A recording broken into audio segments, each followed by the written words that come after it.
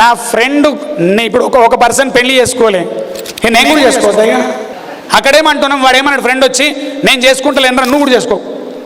మనం అంటాం నేను చేసుకొని తీరుతా, నేను చేసుకొని తీరుతా. అక్కడ ఎందుకు చేసుకోకపోతే జనాలు అడుగుతారు, ఏమ్రా ఇతలేదా, ఏంది నీ ప్రాబ్లం ఏందిరా అంటారు.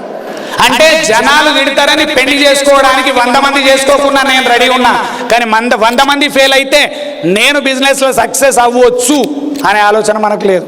అందుకే business man mind సెట్లా long term కమిట్మెంట్తో ఉండాలి. మినిమం దిగితే ఒకటే చెప్తున్నా, దిగే ముందు ఆలోచించుకొని దిగుండి. బిజినెస్లకు యూట్యూబ్ ద్వారా చెప్తున్నా, యువతకు ఫ్యాషన్ కాదు బిజినెస్లకు దిగుడు. పట్టుకునే దమ్ము లేకపోతే దిగకు, మూసుకొని కూర్చో. ఎందుకు తెలుసా, 20 లక్షల ఇన్వెస్ట్మెంట్ పోతుంది, 30 లక్షల ఇన్వెస్ట్మెంట్ పోతుంది, నేనే రాసిస్తానికి పోతుంది. శాతగానుడు 30 లక్షల ఇన్వెస్ట్మెంట్ పోతే ఆగమైపోతుంది మొత్తమే.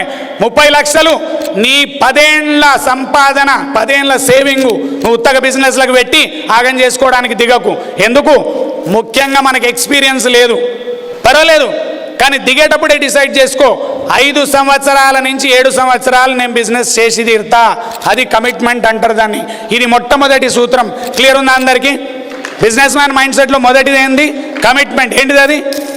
మళ్ళీ చెప్పాలి, ఏంటిది అది? కమిట్మెంట్. ఇక రెండో పాయింట్కి వస్తా, వినండి. వింటారా? బంద్ చేయనా? ఆపేయమంటే ఆపేస్తా, ఎప్పుడంటే అప్పుడు ఆపేస్తా క్లియర్గా. సెకండ్ పాయింట్ ఏంది తెలుసా?